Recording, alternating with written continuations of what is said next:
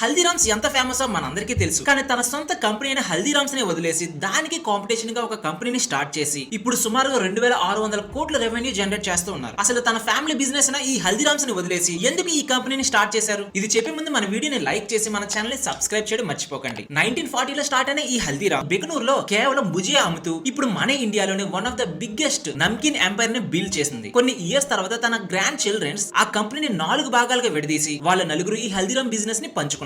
ఈ పార్టీషన్ అవుతున్న సమయంలో ఈ హల్దీరామ్ యొక్క ఒక గ్రాండ్ సన్ శివ్ రతన్ అగర్వాల్ గారికి ఈ హల్దీరామ్ పార్టీషన్ ఏదైతే చేశారో అది ఏ మాత్రం న్యాయంగా లేదు అని తన ఓన్ కంపెనీ అయిన హల్దీరామ్స్ ని వదిలేసి తన లైఫ్ లో వన్ ఆఫ్ ద రిస్కియస్ట్ డెసిషన్ ని తీసుకున్నారు. అదే బికాజీ ఫుడ్స్. ఈ హల్దీరామ్స్ కి బికాజీకి డిఫరెన్స్ ఏంటో తెలుసా? 1986 లో స్టార్ట్ అయిన ఈ బికాజీ ఫుడ్స్ అప్పటి వరకు హల్దీరామ్స్ లో ఏదైతే ట్రెడిషనల్ మెథడ్ లోనే ప్యాకేజింగ్స్ ని చేస్తూ ఉంటే ఈ బికాజీ ఫుడ్స్ మాత్రం అలా కాదు. తన దగ్గర ఉన్న మొత్తం మనీని ఆటోమేటెడ్ సిస్టమ్స్ లో ఇన్వెస్ట్ చేసి లేటెస్ట్ ప్యాకేజింగ్ సిస్టమ్స్ తోటి వాళ్ళ భుజియాని ప్యాక్ చేస్తూ వాళ్ళ ఫుడ్ ఐటమ్స్ యొక్క షెల్ఫ్ లైఫ్ ని పెంచారు. ఇలా 1986 లో హల్దీరామ్స్ కి కాంపిటీషన్ గా స్టార్ట్ అయిన ఈ బికాజీ ఫుడ్స్ ఇప్పుడు ఇయర్లీ 2600 crores రెవెన్యూని జనరేట్ చేస్తూ ఉంది. దీనిపై మీ ఒపీనియన్ ఏంటి? కామెంట్ సెక్షన్ లో కామెంట్ చేయండి.